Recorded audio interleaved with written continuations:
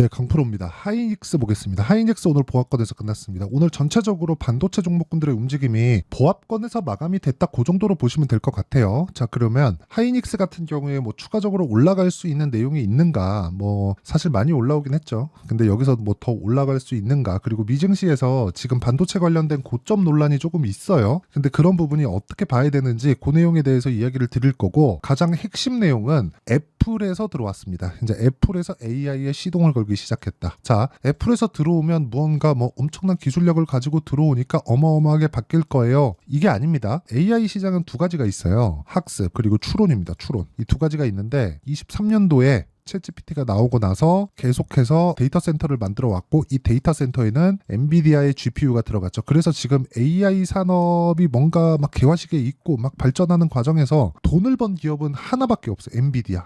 그쵸? 그리고 하이닉스. 물론 엔비디아가 훨씬 많이 벌었지만, 그쵸? 그래서 지금 불만들이 가득합니다. 엔비디아에서 거의 뭐 못 모르고 가격을 띄우고 있거든요. 급기야 엔비디아 이 칩을 생산해주는 TSMC에서도 약간 조금 볼멘 소리 나오죠. 야, 인간적으로 너네 우리가 만들어주는 건데 우리가 납품하는 가격이 있는데 너네 너무한 거 아니냐, 이런 얘기가 그냥 공공연하게 돌고 있습니다. 그러다 보니까 AI의 아버지라고 불리우죠. 샘 올트먼이 직접적으로 이야기를 합니다. 야, 내가 차라리 그 900조인가 9천조 원인가 그 펀드를 조성해갖고 내가 만들었으면 만들었지, 니네 건 못 쓰겠다, 이 얘기가 나와요. 그런데 여기를 얘기를 할 때 쿠다 이야기가 나옵니다. 쿠다. 엔비디아 쿠다를 못 벗어날걸? 자꾸 이 얘기를 하는데, 지금 엔비디아에서 GPU를 사가는 주요 고객이 마이크로소프트, 뭐 구글, 그쵸? 이런 쪽이에요. 뭐 메타, 이런 쪽입니다. 얘네 뭐 하는 애들입니까? 소프트웨어 하는 애들이에요. 자, 그렇다 보니까 엔비디아에서 만드는 소프트웨어는, 그쵸, 자기네 자체 칩을 설계를 했을 때 충분히 만들 수 있는 역량이 있습니다. 더 잘 만들었으면 물론 이제 이쪽 분야로 처음 오다 보니까 좀 적응해야 되는 그런 시간이 필요하겠죠. 그쵸? 근데 충분히 자기네 입맛에 맞게 만들 수 있습니다. 기본적으로 여기는 설계 기업, 여기는 기본적으로 지금까지 소프트웨어로 엔비디아보다 훨씬 더 큰 시총을 지금 유지하고 있습니다. 물론 엔비디아가 3위까지 올라왔지만. 그러니까 여기서 애플이 딱 포함된 거예요. 근데 애플은 뭘 갖고 있죠? 파워를 가지고 있죠. 그러니까 흔히 얘기하는 그 티켓 파워를 가지고 있습니다. 애플이 가지고 있는 이 고객에 대한 이 풀은 사실상 어렵죠. 애플을 한번 쓰면 벗어날 수 없잖아요. 그렇죠? 이런 부분 때문에 지금 시장이 커지고 있는 상황이 있다. 즉 엔비디아는 악재가 될 수 있지만 하이닉스는 호재다. 왜 그렇게 생각을 하냐면요, 여기 애플에서 들어오잖아요. 그러면 시장 규모가 확 커집니다. 아이폰 쓰던 사람은 기본적으로 AI에 진입하기가 다른 플랫폼을 써야 되잖아요. 그렇다 보니까 어려웠단 말이죠. 그런데 앞으로는 그런 상황이 안 생기는 거예요.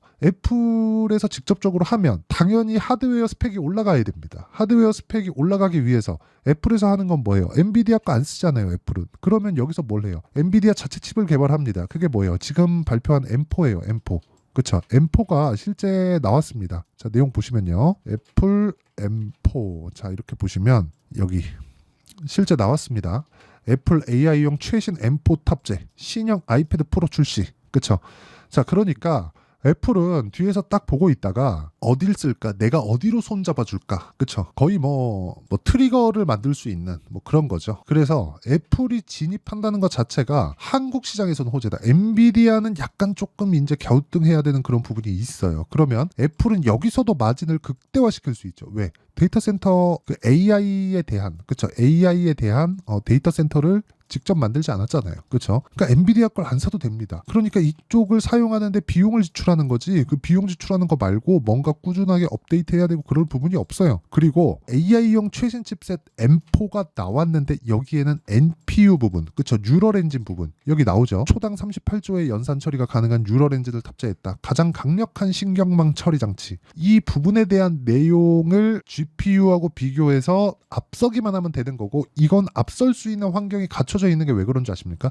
애플 자체 OS에서 돌아가기 때문에 그렇습니다. 그러면 상대편들, 그쵸? 상대 그 애플이 선택하는 그쪽도 애플에 맞춰야 되는 거예요. 그러면 당연히 애플에서 해야 되는 건 뭐예요? M4 만들었으면 여기에 맞춰서 메모리 반도체에 대한 수요도 늘어날 수밖에 없겠다. 그러면 하이닉스의 호재가 될 수밖에 없죠. 그쵸? 그러니까 지금 메모리 반도체가 오히려 갑이 되어가고 있는 그런 상황입니다. 그래서 주가 안 빠지는 거예요.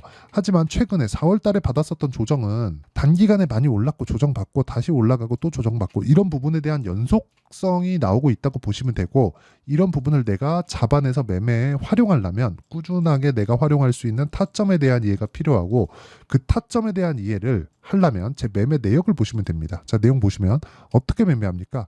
이쪽 구간에서 매매하죠. 이렇게 보면 뒤쪽이 있으니까 이거 되게 낮아 보일 수도 있는데 여기까지 딱 보잖아요. 어떻습니까? 다 보고 매매합니다. 이런 상황을 만드는 게 중요해요. 이거 말고는 주식시장에서 돈을 벌 수 있는 방법이 없고, 이 내용에 대한 부분을 제가 여기 소통방에서 공유하고 있습니다. 자, 여기 지금 제가 자람 테크놀로지를 보여드렸는데 매수, 매도, 그렇죠? 이런 식으로 매매가 진행이 되고요. 여기 뭐 5월 3일, 5월 7일 진행한 뭐 재룡 산업이나 그런 종목들 보면 올라가는 구간에 매매했을 때 계속해서 꾸준하게 수익 구간을 만들어낸다. 물론 매매하는 과정에서 손실을 보는 구간이 있을 수 있어요. 근데 손실을 보는 구간을 내가 적절하게 넘기려면 계속해서 내가 수익을 낼 수 있는 환경을 갖춰놔야 되고, 그러려면 단기적으로 보유할 수 있는 환경을 갖춰놔야 된다. 단타를 치라는 게 아닙니다. 그래서 가격을 봐야 되고, 가격에 대한 이해는 주식시장의 특성을 이해하는 것과 같다. 즉 올라가는 구간에서 매매하는 게 답이다. 그래서 매매하는 과정에서 내가 가격대를 잘 못 잡겠다 하면 소통방으로 들어와서 가격대 받아가면 되고요.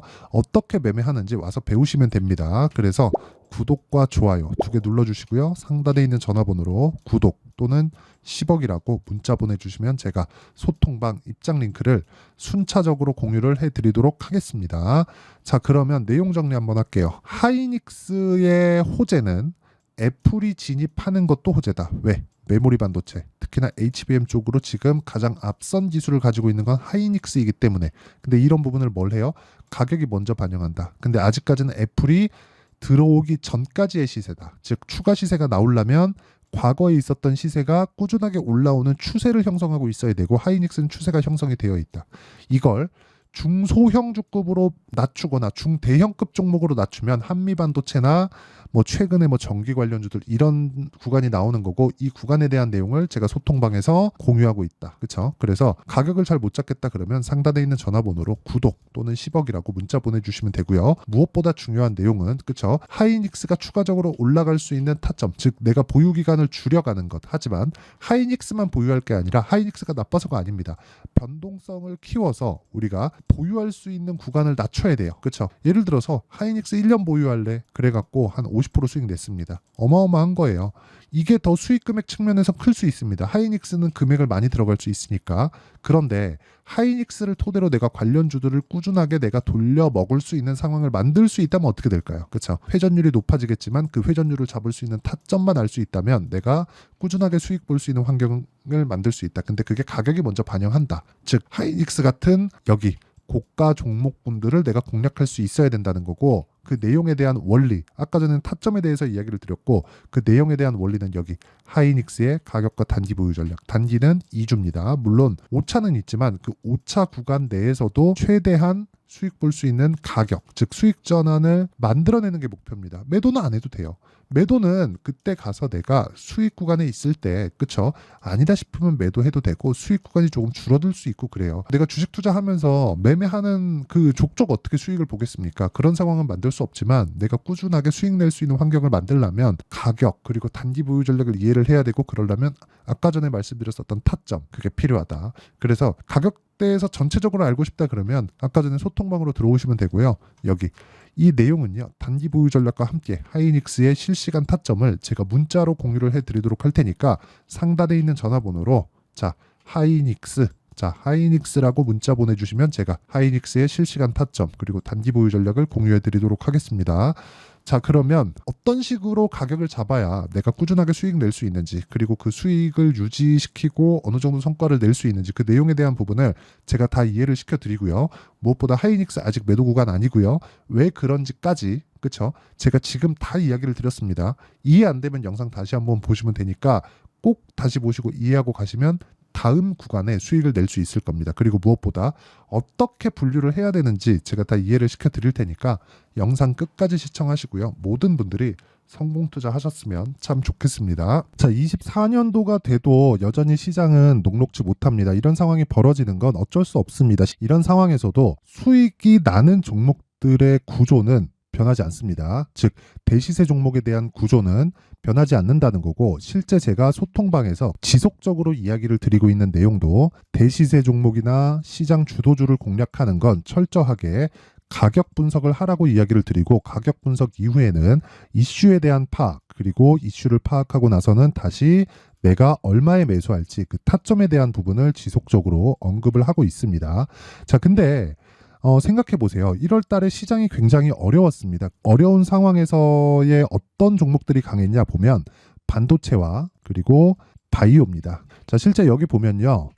HLB에 제가 실제 매매한 내용을 띄워놓고 보여드리고 있는데, 1월 22일부터 매매를 시작해서 4일 동안 31%의 수익 마감이 됐고요. 그리고 여전히 신고가 종목입니다. 자, 그리고 그 다음 어보브 반도체, 이름을 보시다시피 반도체 종목이죠. 그리고 AI 반도체는 지속적으로 강세를 보이고 있습니다. 이 종목도 신고가를 먼저 달성한 이후에 제가 21%의 단기간에 21%의 큰 수익을 내고 마감이 됐습니다. 다시 재공략을 준비하고 있고, 이런 부분은 소통방에서 다 공유를 해드립니다. 자, 그리고 그 다음 코세스. 자, 코세스 같은 종목도 당연히 그쵸, 신고가 종목이고요. 그리고 반도체 종목입니다. 이 종목도 영업일 기준에서 이틀 동안 대략 한 15%의 수익 마감이 됐습니다. 내용을 한번 보시면 어떻습니까? HLB를 포함해서 뭐 30%, 20%, 뭐 15% 이런 식의 수익이 지속적으로 발생하고 있는데, 이 세 종목 모두 다 신고가 종목이고 1월 달에 시장이 약세를 보이고 있는 구간에서도 강했었던 그런 종목입니다. 특징점이 하나 있는데, 그 이슈에 앞서서 가격이 먼저 반영했다는 거죠. 자, 근데 그게 기업 밸류업 프로그램이라고 하죠. 그 종목들도 마찬가지입니다. 오늘은 그 부분에 대해서 이야기를 드릴 텐데, 그렇게 제가 가격을 먼저 보고 이슈에 대해서 파악하는 이유는 결과적으로는 큰 시세를 먹기 위한 사전 준비 작업입니다. 실제로 큰 시세를 먹기 위해서 사전 준비 작업을 했을 때 여기 레인보우 로보틱스 127%, 그리고 ISC 98%, 그리고 한미반도체 97%의 큰 수익을 내는 상황을 만들 수 있습니다. 어떤 식으로 소통방에서 진행됐는지, 그쵸? 그 상황을 제가 이야기를 드린 건데, 이런 상황도요, 당연히 신고가를 공략했을 때 가능한 겁니다. 자, 그러면 이번에도 마찬가지입니다. 그쵸? 정부 주도의 코리아 디스카운트 해소 방안이 2월 달에 발표를 하고요. 그리고 2월 달에 발표된 내용을 토대로 주가가 움직이는 게 아니라 이미 움직인 내용이 있죠. 실제 이 내용은 크게 중요한 게 아니라는 겁니다. 실제 움직인 내용을 보면, 자, 기아차입니다. 실제로 12월 달에 신고가를 만들어 놓고 정부에서 입김을 불어 넣으니까 순식간에 기아차를 포함해서 현대차 같은 거대 기업들의 주가가 2주도 채 되지 않아서 40% 정도의 큰 시세를 냅니다. 자, 그러면 우리는 어떤 종목을 봐야 될까요? 이슈를 파악해야 되는 것도 맞지만 철저하게 가격에 맞춰서 매매를 해야 되는 게 당연히 중요합니다. 정부가 주도하는 정책 방향이 있겠죠. 그 방향에 맞춰서 우리가 종목을 찾을 필요가 있다. 자, 그러면 답이 나왔습니다. 정부가 주도하는 방향에 맞춰서 제2의 기아차를 찾는 게 지금은 중요하다. 근데 정부 정책의 방향에 맞게 가자.